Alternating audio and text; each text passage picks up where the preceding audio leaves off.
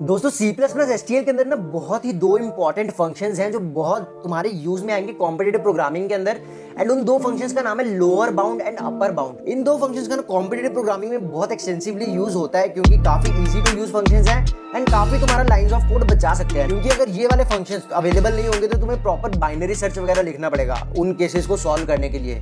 तो आज के इस वीडियो में इन्हीं दो फंक्शंस का हम डिटेल में देखेंगे कैसे तुम इनको फंक्शंस को यूज कर सकते हो कॉम्पिटिटिव प्रोग्रामिंग के अंदर सी प्लस प्लस के अंदर। हेलो दोस्तों, मेरा नाम है नवन, स्वागत है आपका कॉम्पिटिटिव प्रोग्रामिंग कोर्स के एपिसोड 35 में। फटाफट शुरू करते हैं। तो लेट्स से मैंने ना एक एरे लिया इनपुट में इंट n।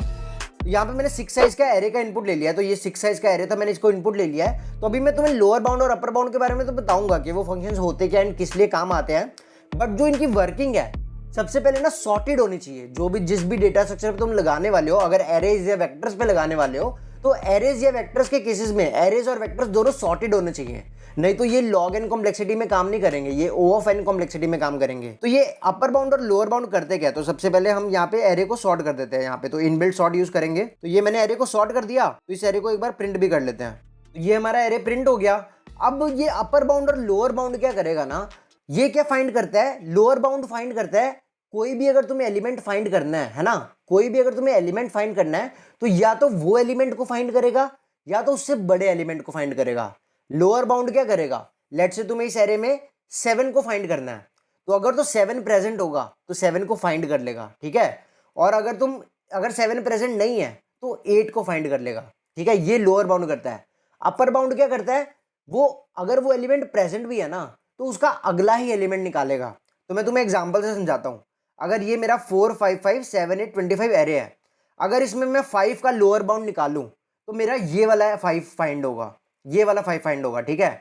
अगर मैं 7 का लोअर बाउंड निकालूं तो मेरा ये वाला एलिमेंट फाइंड हो जाएगा क्योंकि 7 प्रेजेंट है। अगर मैं 6 का लोअर बाउंड निकालूं, अब 6 एरे में प्रेजेंट नहीं है तो 6 का लोअर बाउंड पता क्या आएगा? 6 का लोअर बाउंड आएगा 7, ठीक है। तो अगर वैल्यू प्रेजेंट है तो वही वैल्यू फाइंड करेगा और अगर वैल्यू प्रेजेंट नहीं है तो उससे बड़ी वैल्यू प्रेजेंट करेगा। तो लेट्स से इस केस में 26 का लोअर बाउंड फाउंड करता हूं, तो लोअर बाउंड 26 का एग्जिस्ट ही नहीं करता। 26 से बड़ा कोई एलिमेंट है ही नहीं, ना 26 है ना 26 से बड़ा है। तो वो क्या करेगा? मेरे को नेक्स्ट एलिमेंट का पॉइंटर दे देगा। तो मतलब यहाँ पे 25th के अगले एलिमेंट का पॉइंटर दे देगा जो मतलब एग्जिस्ट नहीं करता है। अपर बाउंड के केस में क्या होगा? वो बड़ा ही एलिमेंट फाइंड करता है। तो अगर मैं 5 का भी अपर बाउंड फाइंड करूंगा ना इस केस में, तो 5 का अपर बाउंड फाइंड करने के लिए मेरे को 7 रिटर्न करेगा, 5 नहीं रिटर्न करेगा। अगर मैं 7 का अपर बाउंड फाइंड करूंगा तो मेरे को 8 रिटर्न करेगा।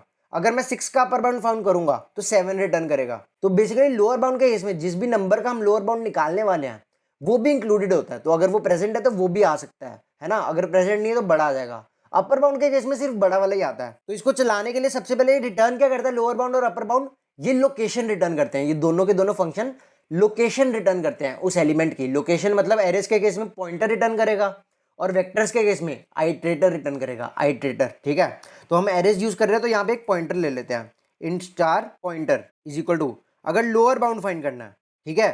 तो यहाँ पे पास क्या करना है? सबसे पहली चीज पास करनी है वो है स्टार्टिंग एड्रेस, कि यहाँ पे एरे में कहां से अपर बाउंड फाइंड करना शुरू करना है। तो लेट्स अज्यूम मेरे को पूरे एरे के अंदर फाइंड करना है, ठीक है। तो स्टार्टिंग एड्रेस में क्या डालूंगा? यहाँ पे ए। अब दूसरा क्या मांगता है कि जहां तक तुम्हें फाइंड करना है उसका एक अगला एड्रेस। तो अब पूरे एरे में फाइंड करना है तो मैं लास्ट एलिमेंट का अगला एड्रेस दे दूंगा, तो a प्लस एन। जैसे हमने सॉर्टिंग में देखा था कि सॉर्टिंग में एड्रेसेस कैसे देते थे, उसमें भी ऐसे ही देते थे। तो यहाँ पे लास्ट एलिमेंट क्या है? किस एलिमेंट का हमें लोअर बाउंड फाइंड करना है? तो लेट्स से मेरे को इस केस में 5 का लोअर बाउंड फाइंड करना है, ठीक है। तो मैंने ये कर लिया। तो यहाँ पे मैं क्या कर दूंगा? सी आउट स्टार पॉइंटर एंडल। तो इसको अगर मैं रन करूं तो तुम देख रहे हो यहाँ पे 5 प्रिंट हो गया, ठीक है। 5 क्यों प्रिंट हो गया? क्योंकि 5 प्रेजेंट था हमारे एरे में, है ना। और 5 प्रेजेंट था तो 5 रिटर्न कर दिया है। लेट्स से यहाँ पे मैं 6 का लोअर बाउंड फाइंड कर दूं तो यहाँ पे तुम देखो क्या प्रिंट हो रहा है। तो यहाँ पे तुम देखो 7 प्रिंट हो गया है। तो बेसिकली उसने किया क्या? यहाँ पे अगर 6 प्रेजेंट नहीं है तो उसका एक अगला एलिमेंट ढूंढ लिया। लेट्स से यहाँ मैं 26 पास कर देता हूँ तो तुम देख रहे हो कोई गार्बेज वैल्यू प्रिंट हो गई है। क्यों? क्योंकि इसने क्या दे दी? वैल्यू जो हमें a ऑफ n पे प्रेजेंट होगी। तो यहाँ पे पॉइंटर की वैल्यू पता क्या आई? nth इन लोकेशन का पॉइंटर आया है, nth लोकेशन का। तो वहां पे मतलब बेसिकली तुम यहाँ पे चेक डाल सकते हो कि if pointer is equal to a plus N, तो यहाँ पे लिख सकते हैं नॉट फाउंड। बेसिकली एरे में एग्जिस्ट ही नहीं करता है ना, तो ये हम लिख सकते हैं यहाँ पे। तो यहाँ पे तुम देखोगे कि यहाँ पे नॉट फाउंड प्रिंट हो जाएगा। तो यहाँ पे तुम देख रहे हो नॉट फाउंड प्रिंट हो गया क्योंकि 26 का कोई है ही नहीं, है ना। 26 का कोई लोअर बाउंड है ही नहीं, 26 के ऊपर कोई वैल्यू नहीं है, तो उसने नेक्स्ट उसने लोकेशन हमें पॉइंट कर दी है, ठीक है। तो अगर वेक्टर होता है इस केस में तो क्या हमें दे देता, वी डॉट एंड दे देता हमें, वेक्टर के केस में क्या दे देता, V dot and, next location देता ना, लास्ट एलिमेंट की अगली लोकेशन, तो उसने वो दे दी। अब यहाँ पे अपर बाउंड फंक्शन देख लेते हैं, अपर बाउंड भी सेम चीज़ है, तो अपर बाउंड के केस में 26 का सेम ही चीज़ आ जाएगा, नॉट फाउंड आ जाएगा, क्योंकि सेम अपर बाउंड भी 26 का एग्जिस्ट नहीं करता है, तो यहाँ पे तो मेरा नॉट फाउंड प्रिंट हो गया। बट अपर बाउंड के केस में अगर मैं 5 पास करता हूँ तो लोअर बाउंड 5 का क्या आया था, 5 ही आया था, बट अपर बाउंड तुम देखो 5 का क्या आएगा, 7 आ जाएगा, तो तुम देख रहे हो यहाँ पे 7 प्रिंट हो गया है, तो ये अपर बाउंड है। अब ये दोनों के दोनों फंक्शंस की टाइम कॉम्प्लेक्सिटी क्या है, लॉग ऑफ एन, ये लॉग ऑफ एन में काम करते हैं। एन क्या है, हमारा एरे का साइज, ठीक है, एन हमारा एरे का साइज है, तो तुम्हें ये काफी यूजफुल फंक्शंस होते हैं कॉम्पिटिटिव प्रोग्रामिंग के अंदर, बहुत ज्यादा तुम्हारे काम आएंगे ये दोनों फंक्शंस। अब यहाँ पे तुम कोई रिस्ट्रिक्टेड रेंज भी दे सकते हो, तो लेट से अगर मेरे को यहाँ पे मैं क्या पास कर देता हूँ, a+3 पास कर देता हूँ, है ना, मैं a+3 पास कर देता हूँ, तो a+3 का मतलब क्या, 4 नहीं पास किया, 5 भी पास नहीं किया, तो 7 से 8 25 तक, है ना, 7 8 और 25 में 7 8 और 25 भी नहीं, लेट से मैं 7 को भी एक्सक्लूड कर देता हूँ, a+4 पास कर देता हूँ, तो 8 और 25 में अगर मेरे को फाइंड करना है, 5 का अपर बाउंड क्या है, तो 8 आ जाएगा, तो इसको रन कर देता हूँ मैं, तो तुम देख रहे हो यहाँ पे 8 प्रिंट हो गया है, तो 8 और 25 इंक्लूडेड पार्ट है इसमें, a+4 से लेके a+n तक, तो इंक्लूडेड पार्ट क्या है, a+4 और a+5, a+n क्या है, a+6 है, a+6 तो एक्सक्लूडेड हो गया, तो a+4 और a+5 इंक्लूडेड पार्ट था, तो ये हमारा 8 और 25 इंक्लूडेड पार्ट था, तो उसमें इसने लोअर बाउंड फाइंड किया है। तो ये एक और जो चीज़ तुम्हें ध्यान रखनी है कि सॉर्ट करना ही करना है, तो यहाँ पे सपोज यहाँ पे वेक्टर ऑफ इंटीजर होता, तो उस केस में क्या पास करना है, यहाँ पे सबसे पहले यहाँ पे a डॉट बिगिन, यहाँ पे a डॉट एंड, यहाँ पे a+4 की जगह यहाँ पे हम a डॉट बिगिन पास करेंगे, और पूरा वेक्टर इंक्लूड करना है तो यहाँ पे a डॉट एंड पास कर देंगे a+n की जगह, ठीक है। यहाँ पे स्टार पॉइंटर की जगह क्या रिटर्न होगा, इंट ऑटो आइट्रेटर रिटर्न होगा, आइट्रेटर रिटर्न होगा। यहाँ पे इज इक्वल टू की जगह क्या करेंगे, iterator is equal to a dot end, ठीक है, यहाँ पे आई स्टार IT प्रिंट कर देंगे। यहाँ पे देखते हैं हम 5 का हमारा अपर बाउंड क्या आता है इस केस में, तो हमारा 7 आ गया बेसिकली, और यहाँ पे 26 देते हैं, तो 26 के केस में वो क्या रिटर्न कर देगा, हमें रिटर्न कर देगा a डॉट एंड, तो नॉट फाउंड प्रिंट हो जाएगा, तो तुम देख रहे हो नॉट फाउंड प्रिंट हो गया है, तो a डॉट एंड रिटर्न किया उसने। तो जनरली मैं तो वेक्टर्स को यूज करना प्रेफर करता हूँ, क्योंकि इनबिल्ट वेक्टर्स C++STL में लिखे गए हैं, and upper bound lower bound भी C++STL के लिए डिफाइंड है, तो एरेज में भी यूज कर सकते हो, बट जनरली मैं वेक्टर्स ही यूज करता हूँ, तो वेक्टर्स में मैं प्रेफर करता हूँ, क्योंकि ये a डॉट एंड वगैरह इससे इजी हो जाता है आइटरेटर्स के यूज करके। ये हो गया हमारा वेक्टर्स और एरेज में अपर बाउंड और लोअर बाउंड कैसे काम करता है, ठीक है।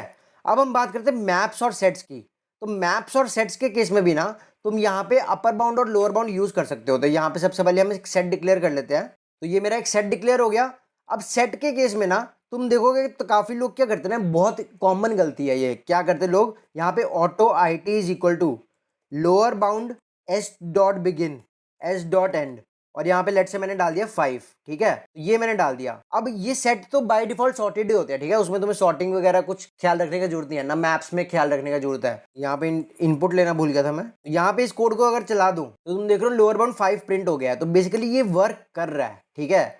बट काफी लोग क्या करते हैं, ये चीज यूज कर लेते हैं, उनके बाद उनको अच्छे से इंटरनल पता नहीं होता कि कैसे चीजें चल रही है STL के अंदर, तो ये चीज़ वो यूज़ करते हैं, बाद में ना एक क्वेश्चन में कहीं तो उनको TLE आ जाएगा, तो उनको समझ नहीं आता कि भाई मैं लोअर बाउंड यूज़ भी कर रहा हूँ और TLE भी आ गया, तो ये कैसे आ रहा है।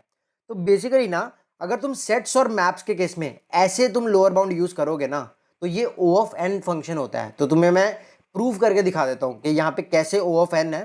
तो यहाँ पे ना हम n की जगह यहाँ पे मैं लेट से रैंडम इंटीजर्स डालता हूँ 1E6, ठीक है, 1E6 इंटीजर्स डाल देता हूँ। यहाँ पे सेट में ना हम रैंडम इंटीजर्स डालते हैं लेट से। अब मैं क्या करूँगा, 10⁵ टाइम्स ना लोअर बाउंड फाइंड करता हूँ किसी रैंडम नंबर का। तो मैंने क्या किया, 10⁵ टाइम्स बस एक लोअर बाउंड फाइंड किया किसी रैंडम नंबर का, यहाँ पे रैंडम नंबर कर देते हैं, ठीक है। इस कोड को मैं चला के देखता हूँ, तो तुम देख रहे हो यहाँ पे टाइम लिमिट मेरा एक्सीड हो गया, मतलब मेरा जो सिस्टम पे 5 सेकेंड्स का लिमिट है वो एक्सीड हो गया, तो ये कोड चला नहीं है। बट अगर ये फंक्शन लॉग एन होता है ना, अगर ये फंक्शन लॉग एन होता तो 10⁵ इंटू लॉग एन तो चल जाना चाहिए 1 सेकेंड के अंदर। तो ये क्यों नहीं चला, क्योंकि ये फंक्शन लॉग एन है ही नहीं। एंड काफ़ी सारे लोग बस यही गलती करते हैं, उनको समझ नहीं आता, क्योंकि उनको एक्चुअल में नॉलेज नहीं कि ये चीज़ कैसे वर्क कर रही है। तो सेट्स और मैप्स के केस में ना तुम ऐसे पास नहीं कर सकते हो। तो सेट्स और मैप्स के केस में अगर तुम ऐसे पास करोगे तो तुम्हारे जो फंक्शंस है lower bound and upper bound वाले, वो एज O ऑफ n काम करेंगे। तो सेट्स के केस में कैसे तुम्हें इसको यूज करना है, सिंपल यहाँ पे एस डॉट लोअर बाउंड, ये चीज को हटा दो, ठीक है। एंड यहाँ पे क्या करना है, एस डॉट लोअर बाउंड, तुम्हें s dot begin S dot end pass करने की जरूरत नहीं है, एस डॉट लोअर बाउंड निकालो। अब इस कोड को मैं रन करता हूँ तो तुम देख रहे हो इस केस में हमारा वो एरर नहीं आया टाइम लिमिट वाला। ये वाला टाइम मत देखो तुम के 6.2 सेकंड्स, ये इसलिए ज्यादा लग रहा है क्योंकि मेरे लैपटॉप में रिकॉर्डिंग हो रही है ना, तो लैपटॉप स्लो चल रहा है, बट हमारा टाइम लिमिट एक्सीड नहीं हुआ है, तो ये वाला कोड हमारा चल गया है। दूसरे वाले केस में हमारा टाइम लिमिट एक्सीड हो गया था तो कोड नहीं चल रहा था, ठीक है। तो इस केस में क्योंकि ये जो फंक्शन है अब इस केस में ये लोअर बाउंड जो है ये as a log N function है, ठीक है। अब सेम चीज तुम क्या कर सकते हो मैप्स के केस में, अगर तुम्हारे पास होता map of int comma int M, है ना, तो ये map dot lower bound, map dot upper bound और अंदर वैल्यू पास करनी थी। और मैप के केस में जो लोअर बाउंड और अपर बाउंड होता है वो किस पे लगता है, सिर्फ की के ऊपर, जो की है ना उसके ऊपर ही लोअर बाउंड अपर बाउंड लगा सकते हो, तो तुम्हें आइटरेटर रिटर्न कर देगा उस वैल्यू का। और लोअर बाउंड क्या करता है, अगर कोई भी जो तुम वैल्यू पास कर रहे हो उस वैल्यू, अगर वो वैल्यू प्रेजेंट है तो उस वैल्यू को आइटरेटर रिटर्न करेगा, अगर वो वैल्यू प्रेजेंट नहीं है तो उससे बड़ी वैल्यू को आइटरेटर रिटर्न करेगा। अपर बाउंड क्या करता है, जो भी तुम वैल्यू पास कर रहे हो अगर वो प्रेजेंट है नहीं प्रेजेंट है उससे बड़ी ही वैल्यू का आइटरेटर रिटर्न करेगा, जो जस्ट नेक्स्ट बड़ी है उसका, ठीक है। और लोअर बाउंड क्या करता है, अगर वो मल्टीपल वैल्यूज भी प्रेजेंट है ना तो लोअर बाउंड सबसे पहली वैल्यू का आइटरेटर रिटर्न करेगा। अगर मल्टीपल 5 प्रेजेंट है और तुम लोअर बाउंड ऑफ 5 निकालते हो तो पहले वाले 5 का आइटरेटर रिटर्न करेगा। अब ये लोअर बाउंड और अपर बाउंड तुम पेयर्स के केसेस में भी यूज कर सकते हो, तुम पेयर्स के ऊपर भी लोअर बाउंड अपर बाउंड निकाल सकते हो कि अगर तुम्हें पेयर पास करना है तो 2,3 अगर तुम्हें पास करना है तो 2,3 से जस्ट बड़ा पेयर अपर बाउंड रिटर्न कर देगा। और अगर लोअर बाउंड यूज करोगे तो यार 2,3 प्रेजेंट होगा तो 2,3 रिटर्न कर देगा, नहीं तो 2,3 से जस्ट बड़ा पेयर रिटर्न कर देगा। तो पेयर्स के केस में भी लगा सकते हो, स्ट्रिंग्स के केस में भी तुम अपर बाउंड लोअर बाउंड लगा सकते हो। यहाँ पे सिंपल बस जो भी डेटा टाइप होगा उसके लिए तुम अपर बाउंड लोअर बाउंड लगा सकते हो, है ना।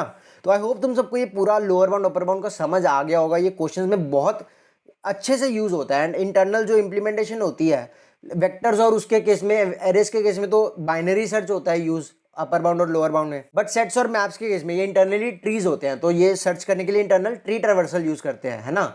ये नॉर्मल जो बाइनरी सर्च नहीं यूज करते सेट्स और मैप्स के केस में। तो वैसे ये काम करती है इंटरनली चीजें। अगर ये फंक्शंस ना हो तो तुम्हें खुद के बाइनरी सर्च वगैरह प्रॉपर लिखने पड़ेंगे कोड में यूज करने के लिए। एंड बाइनरी सर्च हम वैसे भी आगे के वीडियोस में पढ़ने वाले हैं। एंड कुछ क्वेश्चंस होते हैं कॉम्प्लेक्स बाइनरी सर्च के, जो बाइनरी सर्च जिनमें तुम्हें लिखनी ही पड़ेगी। बट ये सिंपल केसेस में जहाँ पे जब तुम्हें जस्ट ऐसे बड़ी वैल्यू फाइंड करनी है या ऐसी चीज़ें फाइंड करनी है, उन केसेस के लिए अपर बाउंड और लोअर बाउंड काफ़ी हैंडी आते हैं, काफ़ी मतलब तुम सीधा बस यूज़ कर सकते हो इनको। तो बहुत easy to use function and बहुत इंपॉर्टेंट फंक्शन है। कोई भी डाउट हो तो मुझे नीचे कमेंट करके बता देना, मैं कमेंट्स का रिप्लाई तो करता ही हूँ सारे डाउट्स वाले, नहीं तो तुम मुझे अपने डाउट्स डिस्कॉर्ड में भी टैग करके पूछ ही सकते हो। हेलो दोस्तों, मेरा नाम है लवन। तो सॉर्टेड होना चाहिए एरे या वेक्टर। अगर तुम एरे तो लोअर बाउंड और यहाँ पे मैंने अगर वैल्यू प्रेजेंट नहीं है तो उससे बड़ी वैल्यू प्रेजेंट अगर ठीक है। तो लेट्स से अगर मैं इस केस में 26 का मैं लोअर बाउंड पहले की जॉन से एड्रेस से पास, तो स्टार्टिंग एड्रेस लेकर मेरे को, तो ये काफी, तो ये हो गया हमारा आइटरेटर्स, तो ये हो गया हमारा वेक्टर्स, ये हो गया